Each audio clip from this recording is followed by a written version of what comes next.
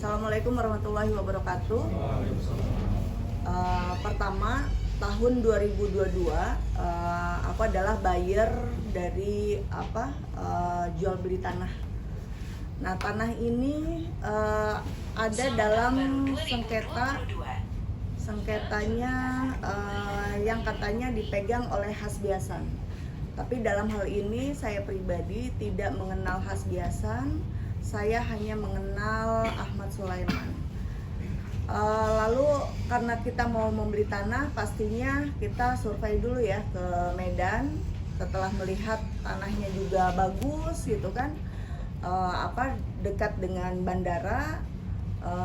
Lalu saya tertarik dan ada transaksi sebesar 50 miliar itu di tahun 2022. Nah, tahun 2022 ternyata setelah diberikan uangnya nggak ada, tanahnya nggak ada. Lama. Akhirnya saya coba mendatangi Sulaiman ke lobi Mahkamah Agung. Ternyata sulit juga dicari. Tapi tiba-tiba Sulaiman ini menghubungi saya di tahun 2023. Jadi Sulaiman menghubungi saya tahun 2023 dan ketemulah kami di Tebet. Kebetulan waktu itu saya ada kafe di Tebet. Nah, setelah pertemuan itu Sulaiman mencicil ya, mengembalikan uang. Dia ada itikat baik untuk mengembalikan uang. Karena saya sudah mulai tidak percaya dengan Ahmad Sulaiman. Ketika Ahmad Sulaiman itu datang, saya sudah mulai merekam apa yang dia sampaikan. Saya potongnya persingkat ya. Jadi kisah tentang Sulaiman dengan Ibu adalah mengenai 2 batang emas yang sebenarnya cicilan. Itu adalah cicilan hutang dari Sulaiman kepada Linda Susanti. Tapi kemudian 2 batang emas ini terkait dengan apa yang disebut sebagai tindak pidana gratifikasi di Mahkamah Agung, tapi tanpa pengetahuan dari Linda. Nah, 2 batang emas ini kemudian disimpan dalam safe deposit berbarengan dengan aset-aset Bu Linda Susanti, sehingga totalnya ada 2 batang emas dan sekitar 600 miliar aset begitu. Jadi awal mula bagaimana KPK kemudian melakukan posisi penyitaan ya. Selanjutnya langsung kemarin. Ya, jadi sebetulnya itu emas itu juga KPK mengiranya emas itu adalah milik Hasbiasan. Aku bilang bahwa ketika aku menerima cicilan itu, aku bilang ini bukan emasnya Hasbiasan, tapi ini adalah bentuk cicilan. Aku kasih bukti-buktinya semua. Lalu di penyidikan di KPK sebelum aku dipanggil, KPK menggeledah kantor itu tanggal 1 April. KPK menggeledah, namun penggeledahan tahun 2024. Ya. 2024 tanggal 1 April KPK menggeledah, tapi penggeledahan itu pada saat saya tidak ada di tempat, yang ada hanya karyawan saja. Dan penggeledahan itu pun saya sudah mulai janggal ya, karena biasanya kan penggeledahan tersebut selalu ada berita ya, tapi tidak ada berita. Waktu itu yang menggeledah ada dari dari penyidik KPK, dan juga dulu masih jubirnya adalah Ali Fikri. Jadi Ali Fikri sendiri yang datang ke kantor saya di The East Tower. Setelah itu, setelah penggeledahan saya dikasih dikasih surat untuk pemanggilan untuk datang ke KPK. Setelah saya datang ke KPK, awalnya pihak KPK mengira bahwa emas itu adalah miliknya Hasbiasan. Saya bilang emas ini bukan miliknya Hasbiasan, tapi justru saya mau meminta kepada Hasbiasan yang konon katanya menurut Sulaiman 50 miliar yang uang yang saya kasih untuk pembelian tanah itu ternyata diberikan kepada Hasbiasan. Dalam hal ini saya tidak mengenal Hasbiasan dan saya tidak pernah ketemu dengan Hasbiasan.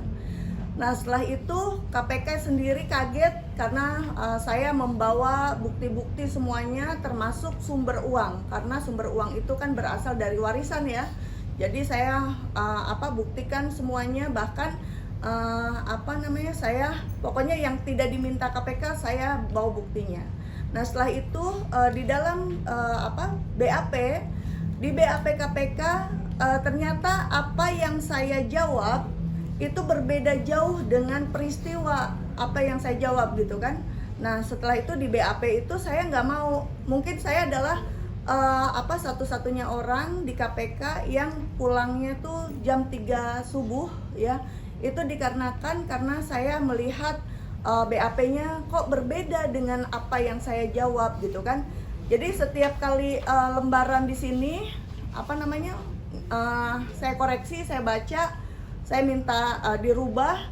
Nanti setelah dirubah lembaran berikutnya ada lagi yang tidak sesuai.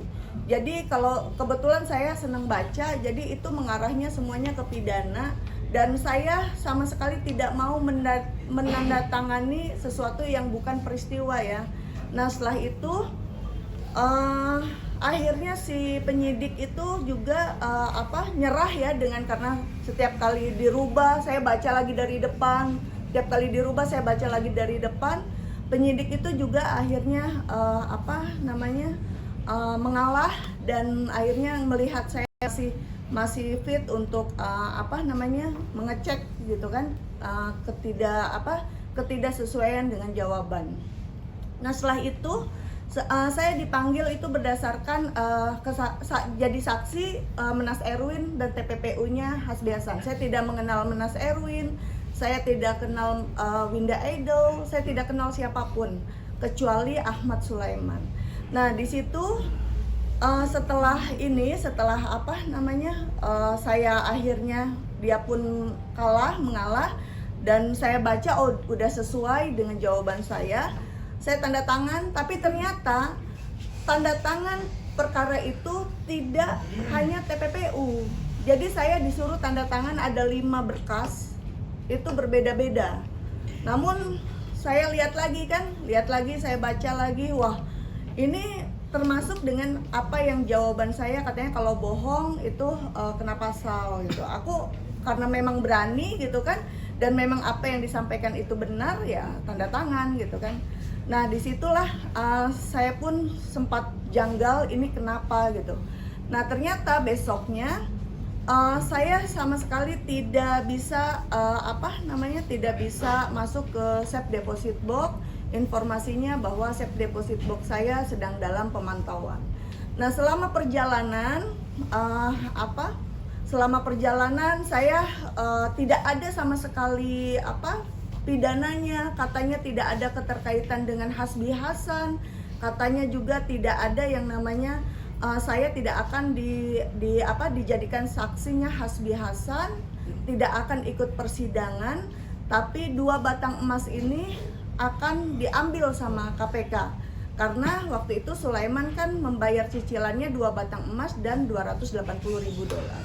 Jadi 2 batang emas dan $280.000 saya okekan. Oke, kalau gitu 2 batang emasnya silahkan diambil dengan $280.000. Jadi asetnya kembalikan ke saya. Nah setelah itu saya tahu bahwa saya juga tidak ada keterkaitan dengan Hasbi Hasan dan itu sudah selesai. Saya meminta aset saya. Nah lalu pihak penyidik KPK yang bernama Arif bilang begini. Arif atau siapa aliasnya? Ada Arif dulu. Arif terus bilang gini, Bu, Ibu harus pindah warga negara dulu, baru nanti kita kembalikan asetnya. Nah kembalikannya bagaimana? Kenapa pindah warga negara? Karena informasinya dia mengetahui bahwa saya sudah tidak betah di Indonesia, lebih baik ibu pindah warga negara, katanya gitu kan. Ibu bisa ikut suami ibu karena kebetulan kan suami juga orang Turki kan. Nah akhirnya karena saya memang yang penting ya sudahlah, yang penting kembali asetnya. Akhirnya saya mengurus bulan November 2024 saya mengurus perpindahan warga negara. Dan untuk bertemu orang Kumham itu dari si penyidik KPK. Jadi kata penyidik KPK, Bu, ketemu aja orang Kumham biar cepat proses proses perpindahannya, biar segera aset ini diberikan ke ibu. Oke, saya ketemu ke sana ke Kumham, dari Kumham ketemu lagi sama orang AHU, lalu saya terbang ke Turki untuk mengurus perpindahan warga negara. Setelah pulang saya landing. Secara umum adalah oknum-oknum KPK ya. Tapi tentunya dari kronologis yang kita sampaikan ke pihak Barreskrim maupun kepada Kejaksaan Agung, di situ sudah ada datanya secara lengkap. Jadi kita tidak bisa buka namanya di sini, tapi yang jelas siapa-siapanya sudah tertera dalam kronologis, siapa-siapa pelakunya yang juga pelakunya gitu. Jadi termasuk pertemuan-pertemuan di luar, termasuk kemudian permintaan-permintaan bagi hasil di luar, itu yang disampaikan itu sudah ada catatannya dan tertera dalam dokumen yang kita serahkan baik kepada Kejaksaan Agung, baik kepada Mabes Polri, baik kepada LPSK, Lembaga Perlindungan Saksi dan Korban, baik kepada DPR Komisi 3. Jadi mereka semua udah pegang datanya. Ditambah ya, mengenai perkara yang disita itu kan saya dipanggil perkaranya Hasbiasan, namun setelahnya ada pernyataan dari pihak KPK bahwa saya tidak ada kaitannya dengan Hasbiasan dan saya tidak dijadikan saksi. Jadi clear ya bahwa dengan Hasbiasan tidak ada keterkaitan. Nah, mengenai sumber uang, itu adalah sumber uang dari warisan orang tua, bahkan notaris dari Australia, itu sesuai dengan hukum-hukum yang ada di Australia, dan tentunya itu adalah hasil jual beli properti ya, dan juga hasil tabungan orang tua saya karena saya anak tunggal gitu. Jadi saya pun dari Australia ke Indonesia juga sudah melakukan sesuai peraturan di Indonesia. Jadi adanya perjalanan uang kertas asing gitu, dan udah sesuai, bahkan sudah bayar pajak. Terus Ibu, ada nggak dokumen dari pihak KPK tentang harta-harta Ibu yang disitakan? Tidak bisa mereka kayak maling ngambil, tidak ada. Ya, ada. Tidak ada pemberitahuan kan? Ini sudah ada datanya lengkap semua, terkaitnya semua serba KPK ya, KPK Sudah lengkap dengan nomor-nomor semuanya. juga ada. Tapi ini kemudian diingkari. Ya makanya tadi kan dibilang bahwa oleh jubir itu tidak ada penyitaan. Berarti kalau ini ada, berarti kan mereka bohong kan, maling. Jadi berarti kan. artinya saya ini menerima dari penyidik KPK, ada buktinya dalam bentuk PDF dari WhatsApp. Jadi WhatsApp itu tidak pernah saya hapus, bahkan setiap kali ada komunikasi saya rekam di handphone satunya.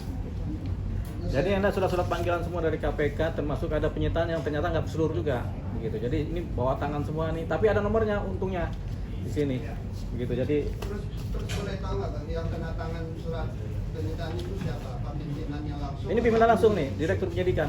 Oh, Pak Asep. Ya, ini ada. Pak Asep Guntur ada. Ya. Asep Guntur, ya. Ya, dan saya waktu itu di BAP-nya oleh Satgas 10. Satgas 10. Ada Arif, saya berhadapannya dengan Arif. Yang diduga bernama Arif. Iya, yang diduga bernama Arif. Entah itu Arif itu nama lengkapnya Agus Arwibowo, saya nggak tahu.